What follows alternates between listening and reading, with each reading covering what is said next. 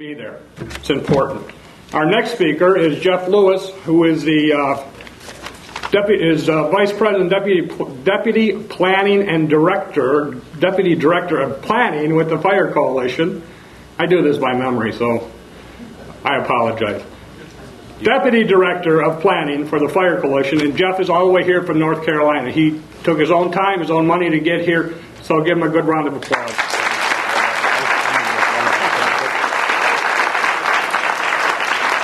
Very quickly before Jeff talks, we found a book outside. If this is yours, I don't know what it is. It's like a recipe book or something, but it will be out on the front table if it's yours.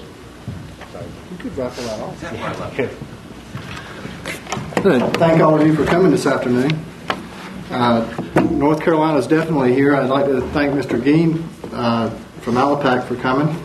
Mr. Geen introduced me to the Fire Coalition and to the Minutemen and some of the other groups here last year when I had approached him about working together on a project in North Carolina that we both had similar ideas on. And as the Ramos and Compion case unfolded, we both kind of put that on the back burner. And perhaps this year we might be able to work on it. What I was holding up in the air a while ago when the gentleman from Numbers USA was here was that report he was talking about. It's a 31-page policy paper from the American Legion, excuse me, that they put out earlier this year. And I had said what a lot of veterans, especially I'm sure some of the ones in the room here, that I was not going to join any of these organizations until one of them showed some backbone and stood up for this country. The American Legion did that this year, finally, and I went to visit them on Thursday in Indianapolis at their national headquarters. And I had a very good meeting with them, and they're going to work with us to promote the 287G program, which some of you are familiar with, especially after the film. The Fire Coalition has a project that we announced in January, but we put it off because we've been trying to get some information out of Homeland Security. Homeland Security is like a black hole. If stuff comes in or goes in and nothing comes out. I had worked through my congressman's office, Congressman Walter Jones from the 3rd District, and they told him that also. So I ended up writing a monastigram and put the blood of the victims on their hands. And I said, how many... a considerable number of Americans have died while they were just BSing me and blowing smoke and not doing what they were supposed to be, which is representing the American people. The 287G program has been out since 1996, 11 years. We've had 3 or 4 presidents since then. None of them have enforced it or promoted it. When I hear the government talk about or media, mainstream media, the Fourth Estate, talk about the system's broken. What's broken is the will of the leaders to lead. It's real easy to get caught up in a lot of the side issues. And people talk about, want to know, where do we go from here? We don't need to go forward. We need to go back. We need to go back a couple hundred years and remember this document. This is our Bill of Rights. We have a Constitution. Article 4, Section 4 is on the back of my business card, and it states, the United States shall provide to every state in this union a republican form of government and shall protect each of them against invasion. It doesn't get any simpler than that. It goes on to say that if the President and Congress are both in session, they're supposed to work together to protect us against invasion. It's a guarantee. It's not a politically correct, we'll think about it, we'll talk about it. It's a mandate. They've got to do it. But the only way they're going to do it is if we make them. We have to get in their faces. Absolutely have to. What happened a couple of weeks ago in Washington was phenomenal. I was there most of the month. Mr. Geen was there. The people from Numbers were there. The phones were ringing off the hooks. No. And it didn't matter whose office you were in. And I'm sure the people that were there will agree. Only a fool or a traitor would have voted yes on cloture for 1639.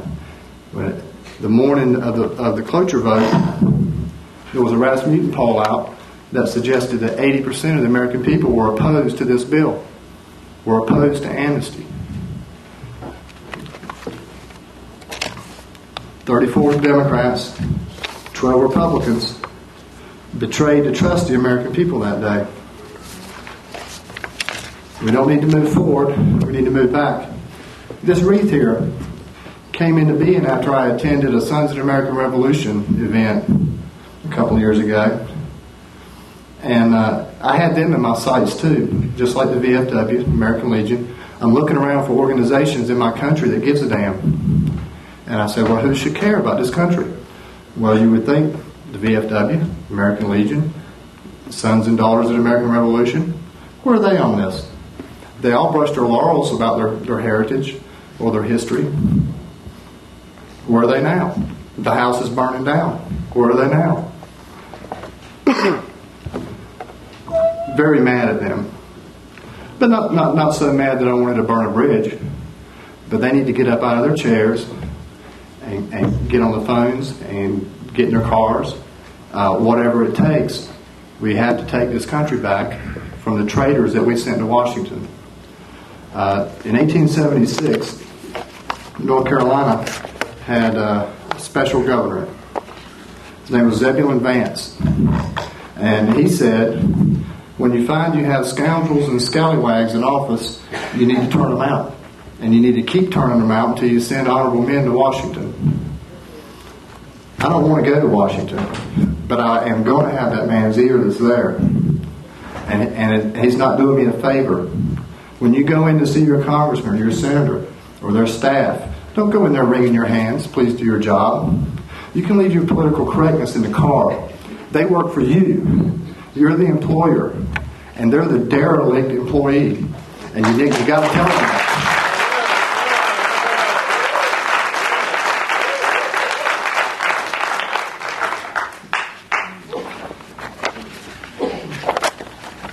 In Greenville, North Carolina, there's a courthouse, Pitt County Courthouse, right around the corner from Senator Elizabeth Dull's office. There's a plaque on the wall in there to commemorate a document from July 1st, 1775. That's a year before the Declaration of Independence. And it's called the Pitt Resolves. It was by the Pitt Association. I'm not going to bore you with all of that, but I'm descended from 3 of the people that signed that document. And we're all immigrants in some respect. If you want to go back 100 years or 200 or 500 or 1,000, everybody's an immigrant or came from immigrants. But there's a legal way and an illegal way to do it. Legal immigration is what made America the greatest nation the earth's ever seen. The melting pot of bringing the best of every culture, every race, every people, melding it together. That's what America is. We do need that.